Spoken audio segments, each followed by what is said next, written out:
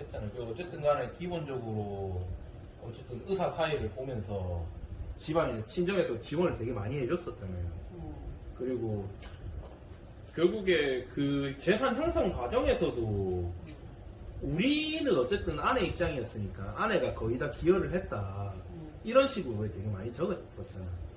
근데 결국 남편은 나중에 뭐 결혼하고 나서는 돈 많이 벌지 않았어요. 한 얼마 벌었던가요?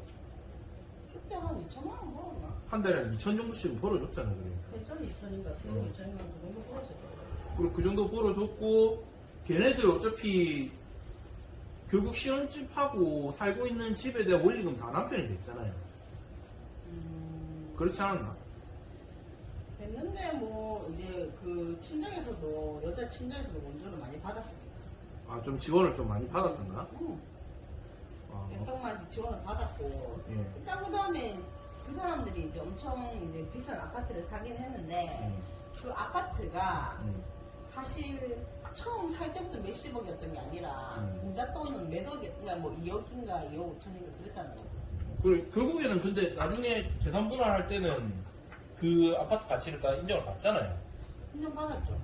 그러니까 그게 언제 기준이 사실심 변론신가? 종결신가? 아파트 같은 경우는 사실 그 뭐지 그러니까 파탄 당시에 예를 들어서 보통은 소장 접수시인데 소장 제출 시에 그 존재하는 부동산 을 기준으로 그 가액은 사실심 변론 당시에 가액으로 하죠. 그러니까 결국 파탄 당시에 가지고 있었는데 그때 1억이었는데 그 재판 끝날 때 그러니까 사실심 변론 종결 시에 10억이 됐으면 10억 기준으로 간다는 거죠. 그렇죠. 분양권은 어떻게 처리해요? 분양권으로 감정받으면 그 감정가가 반영이 되죠. 그러니까 감정 받아가지고 그때 형님, 무슨 형님이 아니고 누나 그때 사건 했었던 게 그분도 분양권이 원래 있었는데 1심에서 그 분양권 가치를 제대로 인정을 못 받았었던 거 아닌가?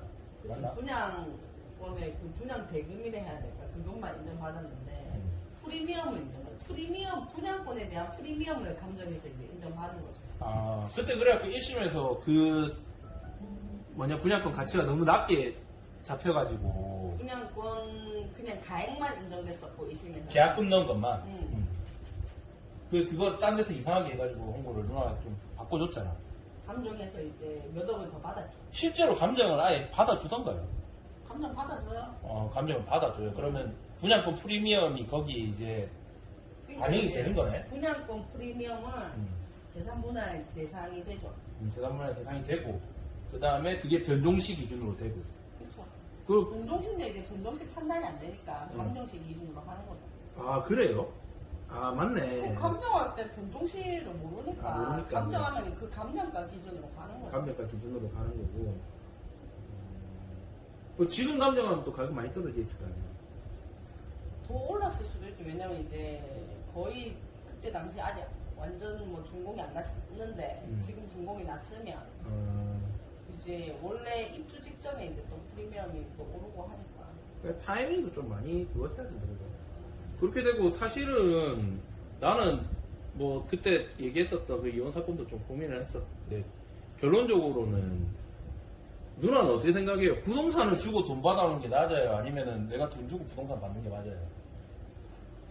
그거야 자기 니즈에 따라서 하는 건데 그때 이제 우리 의뢰인 같은 경우는 뭐 자기가 이제 그 돈을 받아서 외지로 이사를 가서 살고 싶어 했으니까 그 부동산을 들고 있는 것보다는 돈을 받는 게 맞았죠. 왜냐면 다른 데 이제 집을 구할 돈이 필요했으니까요. 그렇게 해달라고 하니까 판사님 그렇게 써주던가요? 그런 얘기를 우리가 적었어요. 뭐를?